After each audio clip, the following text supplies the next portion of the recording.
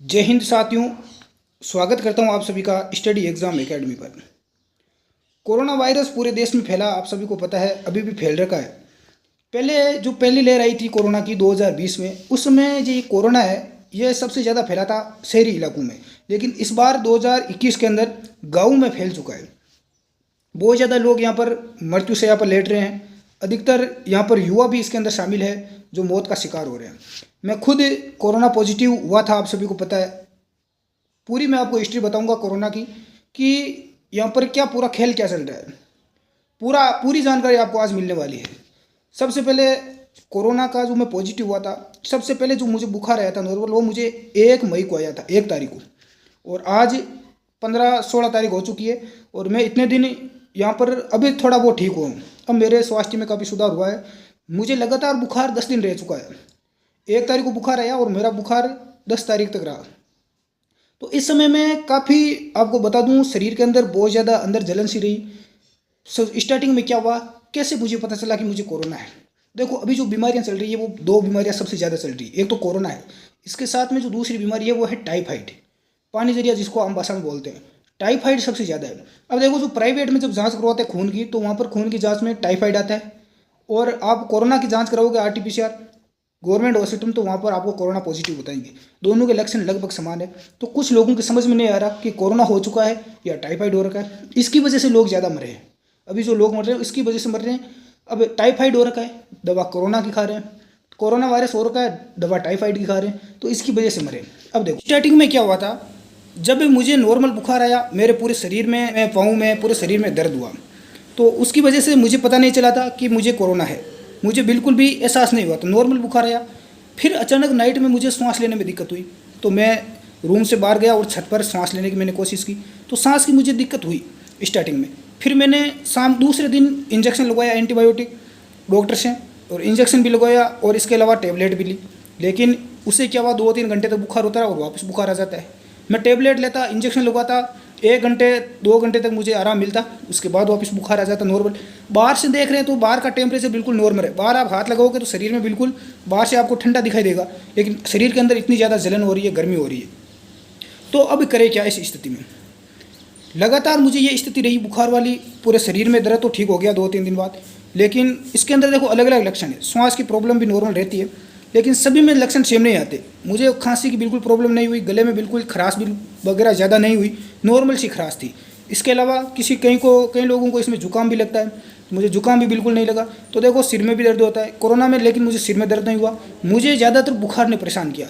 मेरा जो वज़न है वो 7 से 8 किलो तक कम हो गया। ऐसी स्थिति रही 10-15 दिन में। बहुत ज़्यादा यहाँ पर कोशिश की। अधिकतर लोग कोरोना में मर रहे हैं कि ऑक्सीजन की कमी हो गई शरीर में। इसका रियल कारण क्या है, मैंने अपना ऑक्सीजन दिन में 3-4 बार मैं चेक करता, तो मेरा ऑक्सीजन लेवल बिल्कुल सही था। जब ज़्यादा समस्या थी स्टार्टिंग में 3-4 दिन, तो मेरा ऑक्सीजन लेवल था वो 95-96 था। लेकिन रियल में जो ऑक्सीजन का लेवल है वो 98 आपका रहना चाहिए, 95 से कम नहीं रहना चाहिए, 98 रहना चाहिए। लेकिन मेरा बाद में धीरे धीरे सुधार हुआ, 97-98 आ गया, 99 तक आ गया। तो ऐसे सुधार धीरे धीरे मेरे स्वास्थ्य में हुआ। बहुत ज़्यादा टेबलेट वगैरह लेनी पड़ी। अब कोरोना में कौन कौन सी टेबलेट लें, देखो, जब भी कोरोना की रिपोर्ट आती है तो बहुत सारे लोग इसमें घबरा जाते हैं कि कोरोना हो गया, मुझे पता नहीं क्या हो गया। देखो, कोरोना एक डर की बहुत बड़ी बीमारी है। डर की बीमारी है सबसे बड़ी कोरोना हो गया तो आप डरे नहीं, बिल्कुल टेबलेट खाएं, आप घर पर रहें, लोगों से दूर रहें। ऐसा नहीं है कि मैं लोगों से दूर रहा, मैं स्टार्टिंग में नहीं रहा था, मुझे नहीं पता था, लेकिन फिर भी मेरे कारण कोई और घर में संक्रमित नहीं हुआ था इससे, कोरोना से, ऐसा नहीं है। हो सकता है मुझे टाइफाइड भी हो, क्योंकि मैंने टाइफाइड की जांच नहीं करवाई। मैंने कोरोना की जांच करवाई 5 तारीख को, तो मैं पॉजिटिव आ गया। 5 तारीख को मैंने कोरोना की जांच करवाई और मैं पॉजिटिव आया। उसके बाद मैंने खुद को अलग रखा, कोशिश की, बहुत ज़्यादा दिक्कत हुई, बहुत ज़्यादा परेशानी हुई, बुखार रहा, मुझे बुखार की प्रॉब्लम हुई, बुखार उतरने का नाम नहीं ले रहा था, टेम्परेचर बहुत ज़्यादा था शरीर का। तो देखो, लोग क्या करते हैं, कोरोना से घबरा कर मर रहे हैं कि कोरोना हो गया, घबरा रहे हैं, सांस लेने में दिक्कत हो रही है और लोग मर रहे हैं। मैंने हॉस्पिटल में देखा था, 2 दिन में रहा, तो अधिकतर लोग घबराहट की वजह से मर रहे हैं। किसी को कोरोना हो गया है घर में, पड़ोस में, तो उसको आप बताइए नहीं कि वो कोरोना पॉजिटिव हो गया है, उससे आप ये बात नहीं बताइए, नहीं तो वो आदमी घबरा के ऐसे ही मर जाएगा। बहुत सारे लोग ऐसे ही घबरा के मर रहे हैं गाँव में, मैंने देखा है। लेकिन रियल में इतना ज़्यादा खतरा नहीं है जितना आप सोच रहे हो कि ऑक्सीजन कमी। ऑक्सीजन अब डरोगे तो घबराहट होगी, जिससे अपने आप सांस लेने में दिक्कत आएगी, इससे ज़्यादा लोग मर रहे हैं। इसलिए आप टाइफाइड का भी ध्यान रखें कि टाइफाइड तो नहीं है, कोरोना ही है। कोरोना के देखो बहुत सारे लक्षण है, मैंने आपको हाथ पैर है, शरीर में दर्द होना, इसके अलावा बुखार आना, गले में थोड़ी बहुत खराश भी रहना, इनमें से कोई भी आपके अंदर लक्षण हो सकता है। जो सर्दी जुकाम तो बिल्कुल नॉर्मल चलता ही है, लेकिन यदि आपको ज़्यादा दिक्कत नहीं है तो कोई बात नहीं, आप घर पे ठीक हो जाओगे। अब ज़्यादा दिक्कत क्या आती है हॉस्पिटल में, कि लोगों को कोरोना है ही नहीं, रियल में कोरोना है ही नहीं, कोई दिक्कत ही नहीं है, ना बुखार आया है ना कुछ और है, ऑक्सीजन लेवल सब ठीक है, फिर भी वहाँ पर लाइनों में लगे हुए हैं सरकारी हॉस्पिटल में।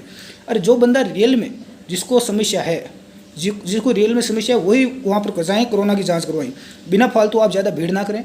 इससे जो रियल जो मरीज़ है उसको बहुत ज़्यादा तकलीफ होती है।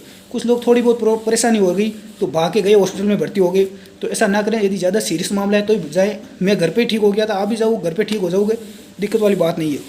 बुखार रहता है, देखो ये लक्षण सभी में ऐसा नहीं, बहुत सारे लोगों में लक्षण आए, 1-2 दिन बुखार रहता है, किसी में 5-6 दिन बुखार रहता है, किसी को 8-10 दिन रहता है, लेकिन डॉक्टर ने बोला है कि 6-7 दिन में बुखार उतर जाना जरूरी है। यदि 6-7 दिन बुखार उतर गया फिर घबराने की कोई आवश्यकता नहीं है।